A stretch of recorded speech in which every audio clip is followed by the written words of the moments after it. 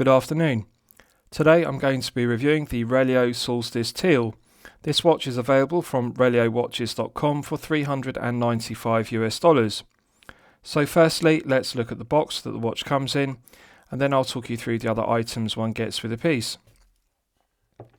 So the Relio Solstice Teal comes in this black outer box. As you can see, on the top of the lid we have the Relio brand emblem, which is a phoenix. One removes the lid, pulls down the flap, and I'll show you the inner watch box itself. So as you can see, very aesthetically pleasing. We have another Relio brand emblem phoenix on the top of the hinged lid. Very nicely finished, very nicely executed throughout. Now in the base of the back of the watch box there's a tray which one withdraws, and I'll show you what the tray houses. We have a branded microfiber polishing cloth. As you can see, it says Relio Watches. I always think it's a nice touch to get a branded microfiber polishing cloth irrespective of the price point of a piece. And one also gets this fold out booklet which details the terms and conditions of the 2-year international guarantee, and it also details the operating instructions for the watch, including the movement used, which is the Miyota caliber 9039. So very useful read for unfamiliar with the 9039. So I like the use of the tray in the base of the watch box. It's innovative, very nice presentation. I'll show you the interior. Nice firm resistance to the hinged lid, fully upholstered with a royal blue velour fabric throughout, and the watch sits on a black velour padded pillow cushion in the centre section of the base. And there's also 2 pockets one can fold out, as you can see, to put watch accessories such as straps, and I think it's nice attention to detail having these pockets in the sides of the base of the watch box. So very nicely executed, and it makes a refreshing change from low quality plastic or cardboard watch boxes that one usually gets within the mid-tier. And one has to bear in mind this is $395, so it's a very nicely executed watch box for the price point. So with regards to the specifications of the piece, this is the Relio Solstice Teal. The Solstice is available in 2 dial colour options. This is the teal version. It's also available in a red dial colour option. The red dial is a burgundy colour, which is sunburst, and it's also graduated, so it's darker around the chapter ring. And it's similar to this dial in that this is a teal sunburst dial, but it's also graduated. It's darker around the chapter ring. So of the 2, the teal is my personal favourite, but however it's subjective. You may find the red dial version to be more to your liking. So I would urge you to check out both the teal and the red versions of the Solstice because they're both very aesthetically pleasing. With regards to specifications, it's 38mm case diameter. It has a 46mm lug-to-lug measurement, a thickness of 11.9mm, and a lug width of 20mm. The H-link bracelet tapers from 20mm at the lugs down to the 2-button push flip-lock clasp, and as you can see, the flip-lock clasp is signed to a high standard with Relio and the brand emblem engraved. Beautiful lustre to the 316L grade stainless steel, brushed satin finish to the top side, underside and flanks, as you can see. Now, I'm often critical of brands only having 3 micro adjustment holes in the flank of a flip-lock clasp. Credit where credit's due, Relio have got this correct because they have 6 micro adjustment holes, which allows for plenty of micro adjustment on the length of the H-link bracelet to fine-tune the fit. And I really like this feature because it's something as an example to other brands of how to get it correct. The other thing I really like about this 2-button push flip-lock clasp is it's a nice heavy gauge of 316L grade stainless steel. If you look, there's plenty of meat. It's a good thick gauge of metal. Often it's the case with flip-lock clasps. They're very light gauge metal, and they really spoil the aesthetic of the piece because it gives the impression of it having a cheap quality bracelet and clasp. But as you can see, this is a very heavy gauge of 316L grade stainless steel, a nice thick clasp. I like the large chamfer machined on the edge, which is finished to perfection. No sharp edges whatsoever, and I love that large chamfer because as you can see it indicates how thick the flip-lock clasp is. So good quality clasp, and Relio deserve full credit because the finishing is outstanding. No sharp corners, no sharp edges. This is an example to other watch brands of how to get it correct. So I'll show you the interior. Good firm resistance to the 2-button push triggers. I like the attention to detail because we've got a recessed scallop to allow one's fingernail or thumbnail to scoop underneath the V-shaped flip-lock to flip it up. Now, good firm resistance to the 2-button push triggers. Solid milled 316L grade stainless steel interior, brushed satin finish to the top side, underside and flanks, finished to perfection, beautiful luster to the satin finishing as you can see. It's a very well executed clasp, as you can see, no sharp edges whatsoever, no sharp corners, good tight fit to the pins, there's no extra play or articulation. It's a very well executed 2-button push flip lock clasp. Nice positive click to it, nice positive secondary click to the V-shaped flip lock. So it's great. Now, with regards to the rest of the specification, double dome sapphire crystal, and we have several layers of anti-reflective coating on the underside of the double dome sapphire crystal. This is some of the best AR coating I have seen on a watch. It really is outstanding, and one can see it's not just one layer of AR coating, it is several layers, because it does an excellent job of reducing the glare and the highly reflective nature of the silver applied indices and the silver baton hands. Now I want to give credit where credit's due, because this is the first release from Relio, which are a micro brand, and they have come up with a completely original design. This isn't an homage to any other watch. It doesn't replicate an Omega Aquaterra, for example, nor does it replicate a Rolex Oyster Perpetual. The dial design, the indices, the shape of the indices are completely unique. The hand shape is unique, and also the case. One detail I really like is it is a unique case shape. The Solstice has a completely original design. Rather than just using the default option of having brushed satin finish flanks to the case or mirror polish flanks to the case, they've come up with an original design, because they've got these cutouts in the flanks of the case which are matte bead blasted to the centre section, but the exterior, the rim of it, is brushed satin finish, which contrasts very well. And if you look on the other side to the flanks of the case, it has 2 cutouts either side of the crown guards, and again finished to perfection. Matte bead blasted effect to the centre sections, and then the exterior, the rim of the recess, is brushed satin finish, and it's a real futuristic look to the watch, and I really like it because it's original and it just is very aesthetically pleasing. It's finished very well, no sharp edges, no burrs, nicely chamfered, nicely deburred. The quality of the brushed satin finishing is 10 out of 10. The tops of the case is brushed satin finish to perfection, flawless mirror polishing to the bezel, and nice lip of the double dome sapphire crystal which projects above the top of the mirror polished bezel. It's just absolutely gorgeous to look at. It's a very slight dome to the double dome sapphire crystal, and I think they've got it just right. Now, one thing I really like about this watch is it uses female pivoted end links. The end links are a good tight fit to the case. There's no extra play. And they work very well because, as you can see, the female pivoted end links allow for plenty of articulation of the end of the H-link bracelet. This is an example of correct decision after correct decision, because they could have used male end links, but they haven't. They've reduced the effective lug-to-lug measurement, which is only 46 millimeters. And they've made the correct decision by using female pivoted end links, because they've kept that 46mm lug-to-lug measurement effective at the bracelet, not just the end of the case. So it allows for a good snug fit, very well executed, beautiful luster to the H-link bracelet. As you can see, it's just absolutely gorgeous. This is some of the best brushed satin finishing I have seen on a watch. Now bear in mind, I have reviewed over 150 watches on my channel, so when I say the brushed satin finishing is exceptional, it really is. It's just absolutely gorgeous. It's really high quality. Now bear in mind, this is a mid-tier piece costing $395. It's not a high-tier piece costing in excess of €5,000. So I really think they deserve credit for the high quality finishing. Mirror polish to the flanks, which is also flawless. So brushed satin finishing to the top side and underside, which contrasts with the mirror polishing to the flanks. I like the use of screw pins rather than push pins. Now you will need a 1.2mm flathead screwdriver rather than the usual 1.6mm, so that's something to note. But credit where credit's due, because again, they could have taken the cost-cutting measure of using push pins, but they haven't. They've used screw pins in the H-link bracelet, which is of course more expensive, and they are a good tight fit. There's no extra play or articulation or rattle in the bracelet, no sharp edges to the flanks. It's very well finished, but it's also very well engineered. The screw pins are a good tight fit in the H-links, and it's really one of the better H-link bracelets I have reviewed.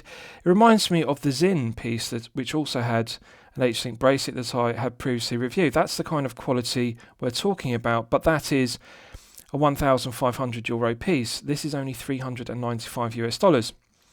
So I'll give you a wrist shots and you can see how it fits on my 8-inch wrist. Now I have sized the bracelet. I'm pleased to report that the H-link bracelet that comes on the Solstice is plenty long enough to fit a collector with even an 8.5 inch wrist. Now, as you'll know from my previous reviews, I like to size my bracelets loose so that I can always slip an index finger underneath the bracelet and clasp at all times. Even with one full link removed from the H-link bracelet, I can still fit an index finger underneath. So I like to wear my bracelets loose, but with it sized, it fits my 8-inch wrist to perfection. The 38mm head of the piece is perfectly balanced by the 20mm lug width of the tapered H-link bracelet, and they have got the proportions of the taper on the H-link bracelet done to perfection. It tapers from 20mm at the lugs down to 16mm at the 2-button push flip-lock clasp. Beautiful luster to the signed flip-lock clasp, as you can see, absolutely gorgeous finishing. The luster to the H-link bracelets is just incredible. It's absolutely gorgeous. Now, the H-link bracelet makes a refreshing change from using an oyster style bracelet, and it is actually more comfortable. I regard this H-link bracelet to give better comfort when worn for long periods of time than an oyster style bracelet. They've made the correct decision. The female pivoted end links give a very good fit to the case, and because it's got a relatively short lug to lug measurement of only 46mm versus the 48, which I consider to be perfection, the sweet spot. If you look at the curved profile of the underside of the case, it fits around my wrist very snugly. It's a very good fit. So if you're a collector with a smaller wrist of 6 to 7 inches, you are going to find this 38mm head of the piece with a short 46mm lug to lug measurement, which is curved. It's going to fit you very well. And I have an 8-inch wrist, and it also fits my large wrist very well. So regardless of whether you're a collector with a 6 to 7 inch wrist or a 7 to 8 inch wrist respectively, you are going to find this Solstice to fit you to perfection. It's just, the comfort level of this piece is incredible. It's one of the most comfortable watches I have ever worn, and I've worn over 150 watches on my channel. Now, the other thing to note is it's 142 grams, and as you'll know from my previous reviews, I consider circa 150 grams to be the sweet spot for a 39 to a 42mm piece. So when a watch is for 38mm, I expect the heft to be under 150 grams, and it's 142. And bear in mind, I have removed one link from the H-link bracelet. If you have a 6 to 7 inch wrist, you'll be removing 4 or even 5 links, which will reduce the heft even more. 142 grams feels weightless. This feels like a very well balanced piece. The tapered H-link bracelet perfectly balances the 38mm head of the piece, and it actually wears larger than 38. It wears more like a 39, and the taper on the lugs is just perfection personified, especially with the cutouts in the flanks. It has the optical illusion of making it look thinner than it actually is. So although it's a 38, it wears more like a 39 due to the shape of the pointed crown guards, but due to the cutouts in the flanks, it actually feels like a 38. Very beautiful piece to look at. I absolutely love the large mirror polished bezel, which complements the double dome sapphire crystal, and just look at the colour of the teal dial. It's graduated, but it changes from a mixture of metallic green to metallic blue depending on the light, and teal really is a mixture of sunburst blue and sunburst green. It's just an absolutely gorgeous dial colour. So let's do a loom test, and we'll see how the loom performs when it's charged up to the absolute maximum. So as always, I'm going to use my 100 UV LED torch to charge it up to its absolute peak.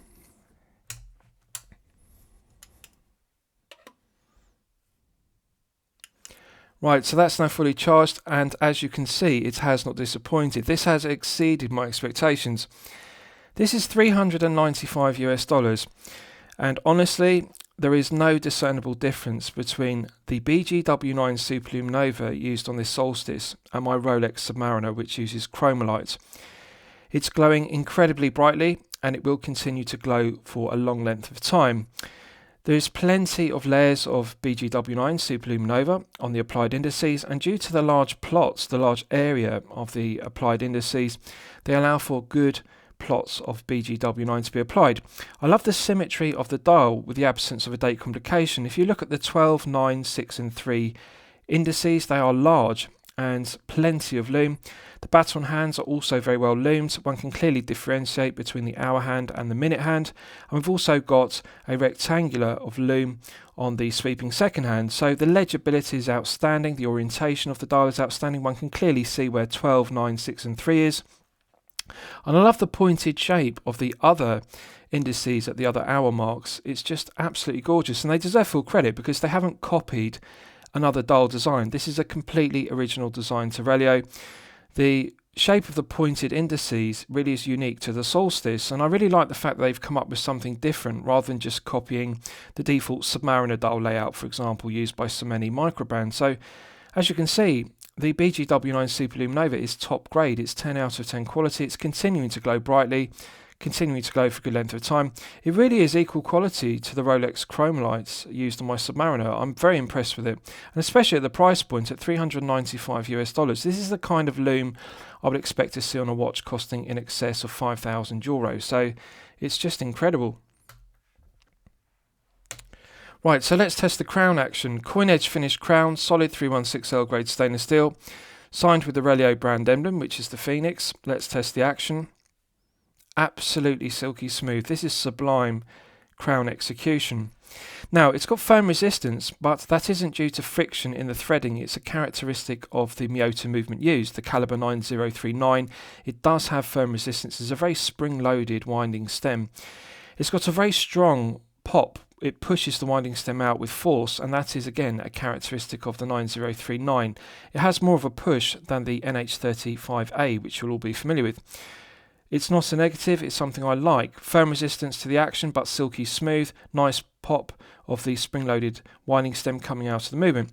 So in the first position, it's the manual wind position, and one can gradually feel the tension in the mainspring building up to its maximum 42-hour power reserve.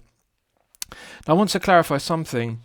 The Miyota 9039 is the no-date version of the 9015. The architecture of the two movements is the same. The only difference is the 9039 used in this piece doesn't have a date wheel.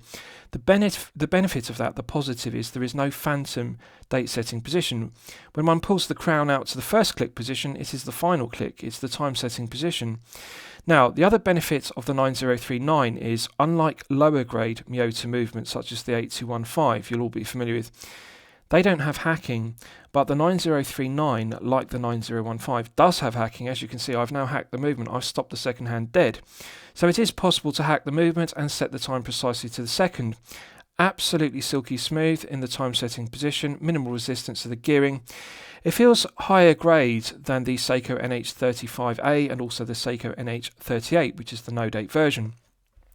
And I want to give due credit to Relio because they could have taken the cost-cutting measure of using a lower grade of movement. They could have used the NH35A or the NH38, but they haven't. They've chosen to use the more expensive option, which is the Miyota 9039. That is a high grade of Miyota movement.